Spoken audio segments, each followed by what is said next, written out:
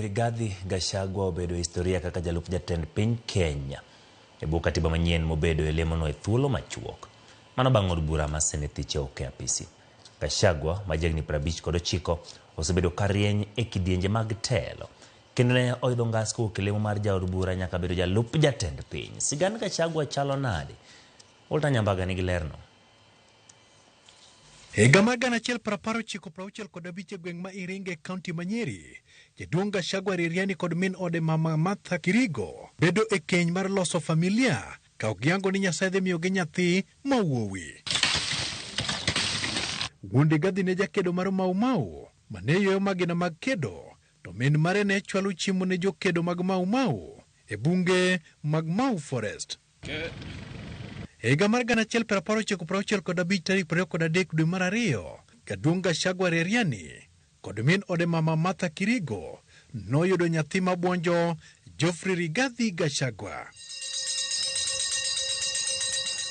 E higa mar 1971, Geoffrey Rigathi Gachagua nochako sombe primary ma Kaburuini kendo tieko higa mar 1977. Gachagua nosude sekondar ma Kianyaga High School. This is a good one.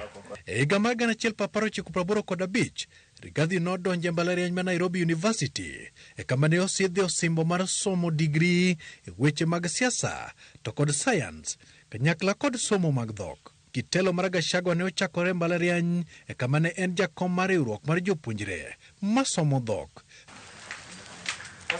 Rigathi bende ne owuok e mbalariany kosidho osimbo mar tije mag apisi kendo mano nomiye thuolo mar tiyo migawo mar weche mapacho kod kido, kendo kanye mane oyudo thuolo mar tiyo kochakore higa mar 1919. Gachagua noyudo lemo mar bedo dio e bwo mane en jatend piny machon Daniel Arap Moi, kendo Moi nosude moyo bedo kaka DC e kuonde kaka Kakamega, Navaholo, Ngarua, Laikipia e kind mamoko. Magi ne timore higa mar 1999 nyaka higa mar 2000. Ma ne obedo kaka district cadet officer. Gachagua ne koro medo yudo ng'eyo mathoth, kendo Moi nosude mondo oti kaka jating' ndai mar mane en jatend piny machon Uhuru Kenyatta e kind higa mar 2001 nyaka 2006. Bang'e noduogo nego ta kendo siko wiye weche mag ohala motegno. Higa mar 2017, Rigathi ne owito wadgi maluwe mane en jaod bura ma Mathira, Nderitu Gachagua, kendo kanyo emane siasa mar Rigathi ne omuoche kombasa kendo manyo lemo mar kar chung' od bura ma Mathira e higa mar 2017. Kaka yor manyo mbi mag siasa, Rigathi ne kinde moro turo Sikei kod mane en jatend migawo mar alwora kod bunge Keriako Tobiko e wi wach bunge ma Mount Kenya kanyakla kod keyo pige. Weche Rigathi bende ne okomoro jatend migawo machon mar pi kod ler Simon Chelugui, kendo mano nomede mbi masa mar Kenya. E higa mar 2015, Gachagua ne osiro paro moro mar chik the Public Procurement and Asset Dispersal Act e 2015 mane chiwo thuolo ne kembe kod jo Kenya mondo oyud orak manie bwo bilion 1 ma ok ni pinje ma oko kaka China ema ne yute.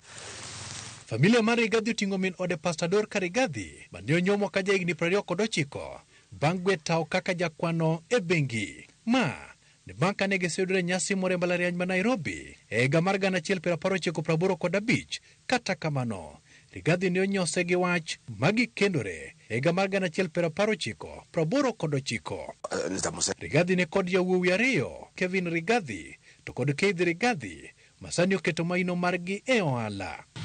Tarik 15 dwe mar abich higa mar 2022, e duond bura mar United Democratic Alliance UDA kokalo kuom jachung' mare kom mar tend piny Kenya e kindeno mane en William Ruto nowalo Geoffrey Rigathi Gachagua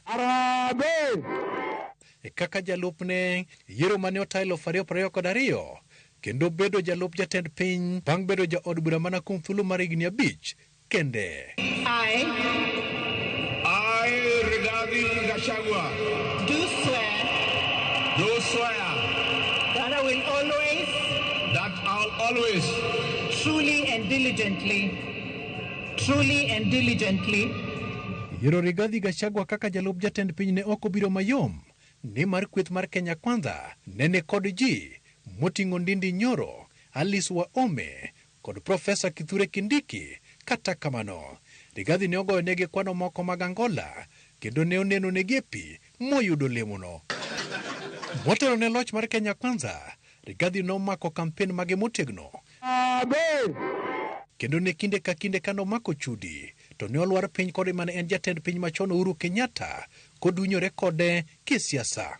Rigathi noyangore kaka jal mane kwedo tiko mar Azimio mar Raila Odinga mane yudo sir kod Uhuru Kenyatta. Niambie President wetu Uhuru Kenyatta, tafadhali rais, tunakuomba kwa heshima, umebaki siku 8, kuja hapa Sagana State Lodge na ukuje na makaton, uchukue vitu yako utoke uende.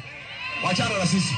Kata tok bede apisi, Rigathi nyolewe pod lemlem kod jotelo moko ni geto leme sirikal kendo mane miyo dunyo ndime wenge jotelo mathoth. Ka Rigathi wacho ni sirikal en kambi malemo ipoge kalure kod kaka luto mbolo. Hii serikali ni kampuni na ni ya shares, sindio? Ni ya shares. Kuna wenye kampuni, wale wako na shares mingi, kuna wale wako na chache, kuna wale hawana. Kata kamano, moko kuom jotelo kaka gavana Manyeri Mutahi Kahiga, ma en mbase Rigathi, kendo bende en osip Rigathi, to nyadi mathoth puoyo Rigathi kendo chung' kode ka piny Rigathi otimo liudu. We will not allow our son to go through that at all. Kama mbaya, but he will not be taken through that.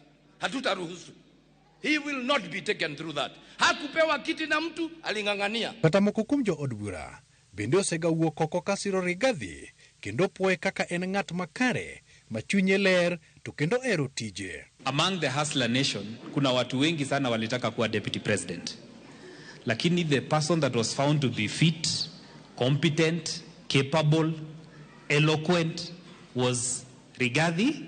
Murima sisi tuko tayari kujipanga na tumejipanga nyuma ya Rigathi Gachagua. Kata kamano, jo od bura moko moting'o Kimani Ichung'wah ma en jatend kweth mathoth e od bura, to kod Silvanus Osore kind jo od bura mamoko, to koseneno ng'won mar Rigathi kata kido maber kuome, kaka jowetegi mamoko wacho. We are not dealing with an ordinary man. We are dealing with a black man with a very black heart. To e kor gweng', Gachagua ni kod osiepe mage. Tuliagana na yeye 18 years ago. Tukionana ninampatia $1,000. Kata odoko ni Rigathi osebedo apisi kuom thuolo mar higni 2, jatend piny William Ruto osebedo kapuoyo Rigathi kuom kite to kod tije. Mak mana ni tarik 15 dwe mar 9 mar higani, jatend piny William Ruto ne obedo gele kendo ke kod jalupne kose kuom chako siasa momondo. Tupunguze mambo ya 2027. Huko 2027 ni Mungu na wananchi ndio wataamua. Lakini sasa tuko na miaka mitatu.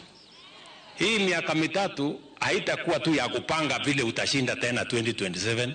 Kwani mtu anachaguliwa tu, akichaguliwa siku hiyo hiyo anaanza tena kupanga vile atashinda uchaguzi hiyo ingine. Weche ne ochako kethore ne Rigathi kaywago kitacha mimi kod jok moko nini machiegni kod jatend piny William Ruto. Nikikuonesha ile message wajumbe wengine ya huko bora na ufa wananitumia kuniita kupafu. Tarik 1 mar dwe mar 10, Rigathi obedo jalup jatend piny mokwongo mochwal twak mare mar thiche oko manie kod kwan mag jo od bura maromo 291 kendo nyiso ni ngimane paw siasa pot ka usimbui. Deputy President is a man of few words. And if you have followed my politics in the last 10 months, I talk less and do more. Geoffrey Rigathi obedo jalup jatend piny mar 2 e bwo katiba manyien. Kata kamano, en ye molosi sigana mibiro kan kamadiny mar kamadiny. Walter Nyambaga, Ramogi TV. Erokamano Walter Nyambaga kuom miyowa lipot kendo yango no ng'ama Geoffrey Rigathi Gachagua